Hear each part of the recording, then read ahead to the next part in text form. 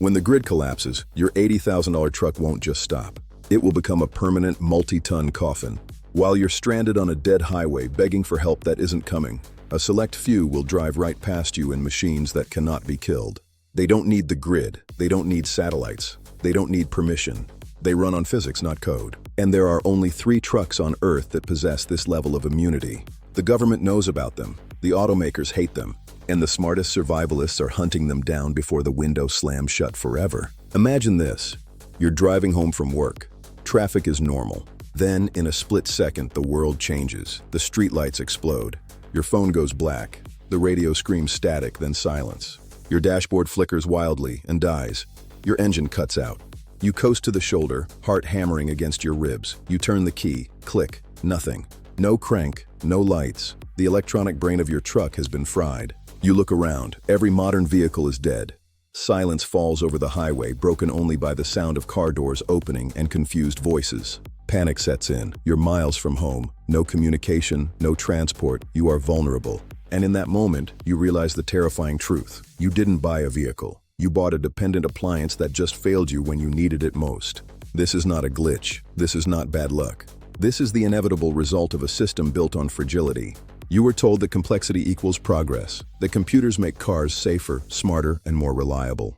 The truth: complexity is a single point of failure.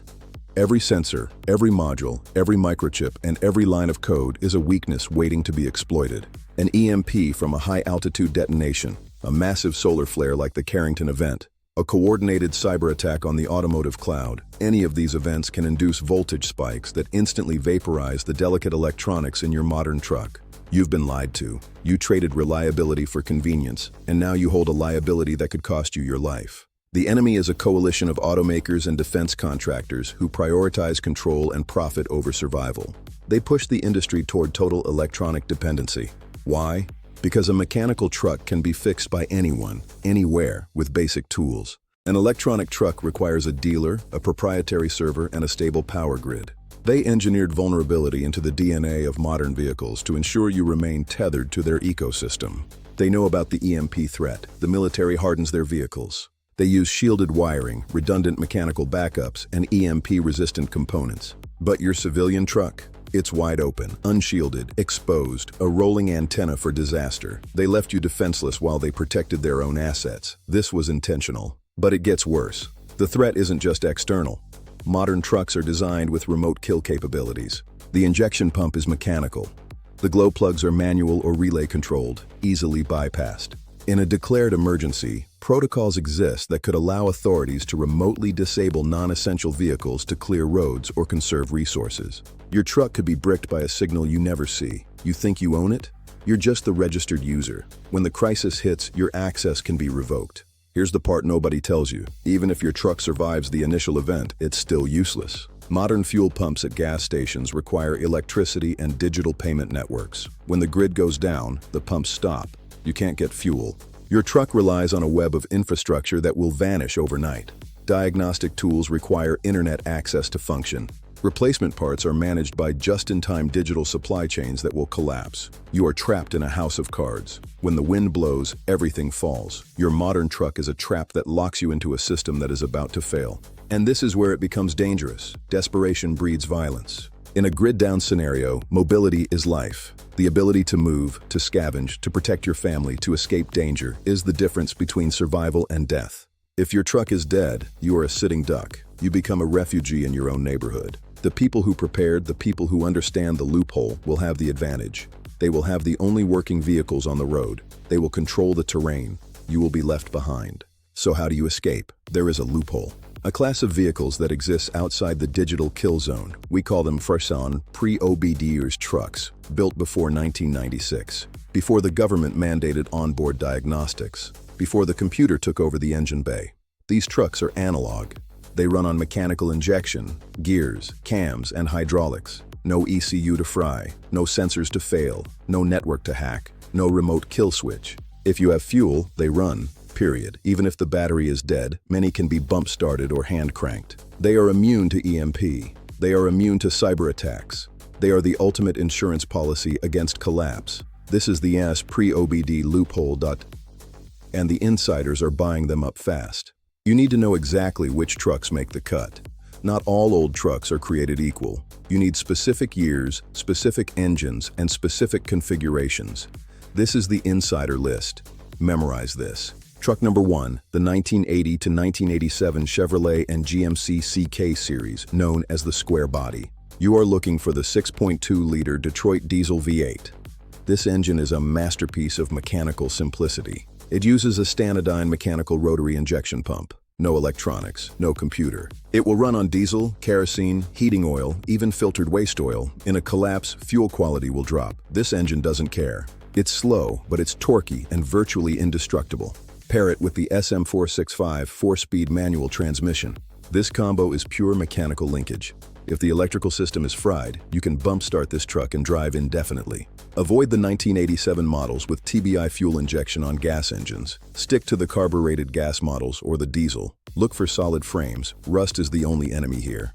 Truck number 2, the 1980 to 1994 Ford F-Series, specifically the F-250 and F-350. You want the 7.3-liter IDI diesel produced from 1988 to 1994.